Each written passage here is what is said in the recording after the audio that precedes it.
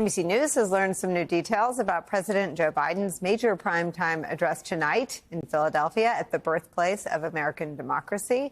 A senior Biden administration official says the president will talk about the threats from MAGA Republicans to our rights and to our freedoms, while offering an optimistic vision about the other side of the aisle fighting to save them. The president will again address what he calls the continuing battle for the soul of the nation.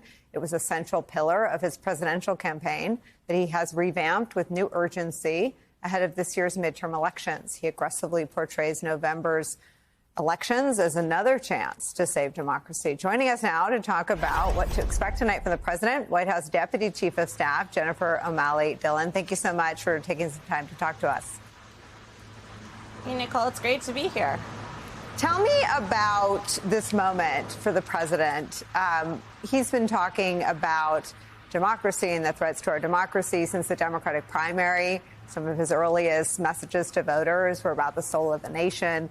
He gave one of the bigger speeches of his campaign on the topic, and then obviously his transition and inauguration. He's had to deal in a very granular way with the very real threats to it. What about this moment has him turning back to those themes? Yeah, absolutely. I mean, as you know, the president has been speaking about the battle for the soul of the nation since when he got into the campaign, and it was really a galvanizing issue for him. And I think he still believes that we are in that battle for the soul of the nation and that we're truly in an inflection point right now. And I think you'll hear from him tonight that he will be setting out the core values that he really feels in this country that are at stake right now.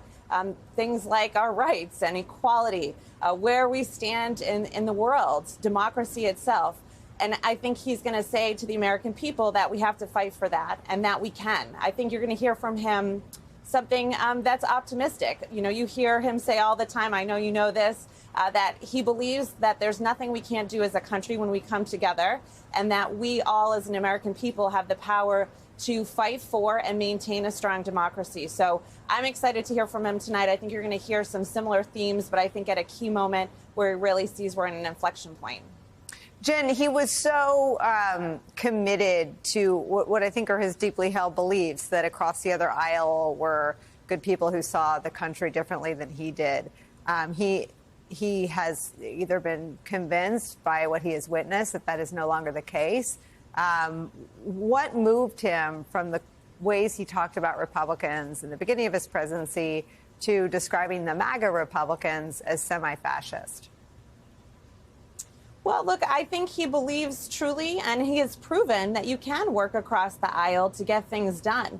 You know, he has been able to do that on core issues that haven't happened in such a long time, like the gun legislation, like the burn pit legislation to take care of our veterans, the manufacturing bill that went through earlier this summer. So, you know, as he said in the State of the Union, he believes that there are places that we can and we need to come together as a country. That's what he ran on, and that's what he believes. But at the same time, he really believes that there is an extreme element of the Republican elected officials in this country that are putting forth what he calls, and he's termed, a MAGA agenda. That is not what the majority of the American people support or want in this country, that sides with special interests, that is representing something that we as a country are not built for. And we need to be clear and plain and direct about what's at stake and what that contrast is, and also hopeful and optimistic about what we can do about it. On the other side, the MAGA Republicans have used the big lie to push through close to 500 voter suppression laws disguised as voter integrity laws. And I think a lot of members of the president's, a lot of Democrats would have liked to seen him fight differently.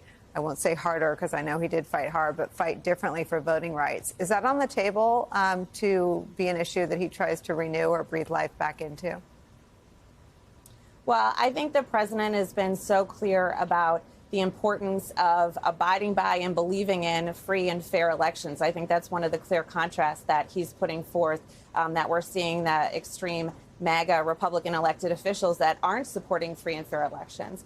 He was very clear earlier this year that he was going to let no rule of Congress stop moving forward and doing all he can on voting rights. But at the same time, the votes aren't there to overturn the filibuster. So, he has said time and time again he's going to continue to fight for this. It is critical to the fabric of our democracy. It is critical to all of us being able to continue in the country that we have all built together. And so you're going to see him keep fighting for that. He's realistic, but he sees the possibility of how we can all come together and what it's going to take to make sure that at the national level, but also at the local level, we're doing all we can to reinforce the strength of the democracy through fair and free elections that we saw in 2020. We're going to continue to see this election cycle. Jen, I worked in a White House that was often under intense scrutiny with tough poll numbers, and I know what it feels like when that goes the other direction. Can you just take us behind the scenes? Is there this feeling that you've got some wind at your back with democracy rising in terms of being on voters' minds, with gas prices going down, with some of the crises of the last 12 months seeming to abate, and the president able to get a message out? Well, you, of course, know better than most what it's like to be on this side. And, obviously, the political discourse in this country often is very focused on poll numbers.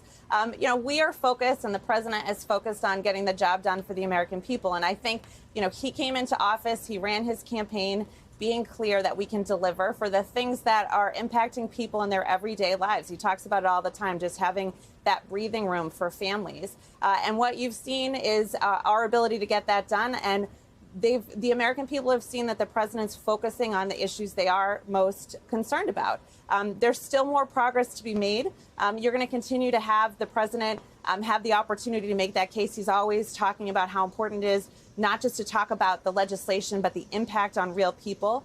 And I think what you're seeing reflecting in the numbers right now is that the American people are seeing the progress that's being made. They're hopeful. Kids are going back to school. People are feeling like gas prices continue to come down, every day, I think for 79 days now.